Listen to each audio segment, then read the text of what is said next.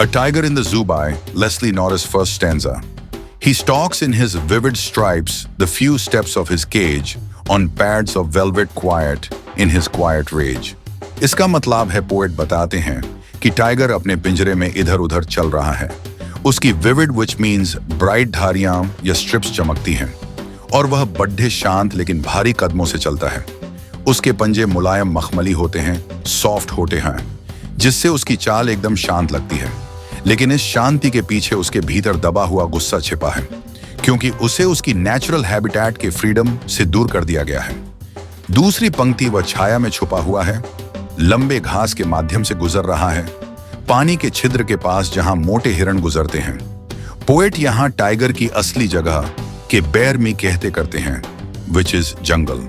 वे कहते हैं कि टाइगर जंगल में शैडोज में छिपकर शिकार कर रहा होता अगर यूज केज में कैद न किया जाता। वह लंबी घास में धीरे धीरे चलता है और पानी पीने आने वाले मोटे ताजे हिरणों पर नजर रखता। यह यूज का नेचुरल हैबिटेट है, लेकिन पिंजरे में बंद होकर वह अपनी इन हैबिट्स को पूरा नहीं कर पा रहा है।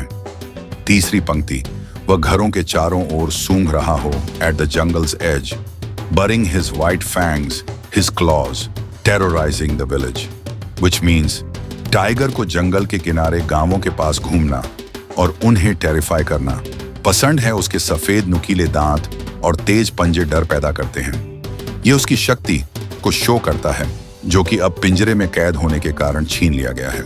चौथी पंक्ति, लेकिन वह एक सीमेंट के कार्यल में बंद है, उसकी ताकत पीछे की दीवार में, स्टाल्किंग उसकी लंबाई के साथ, cage ignoring visitors, which means यहाँ कॉन्क्रीट सेल से यह रेफर किया जा रहा है कि टाइगर एक बहुत ही छोटे से जगह या केज में लॉक है जहां यूज इनफ स्पेस नहीं मिल रही। उसकी सारी ताकत लोहे की सलाखों के पीछे कैद कर दी गई है या लिमिट कर दी गई है। वह केज के अंदर ही आगे पीछे चलता रहता है और बाहर से उसे देखने आने वाले लोगों को अनदेखा कर देता है। उसकी आंखों में एक दर्द और बेबसी झलकती है। पांचवी पंक्ति, वह रात की अंतिम आवाज सुनता है, पुलिस की गाड़ियां और अपनी चमकती आंखों से देखता है, द ब्रिलियंट स्टार्स। इसका मतलब है रात के समय टाइगर सिर्फ पहरा देने वाली गाड़ियों की आवाज सुन पाता है।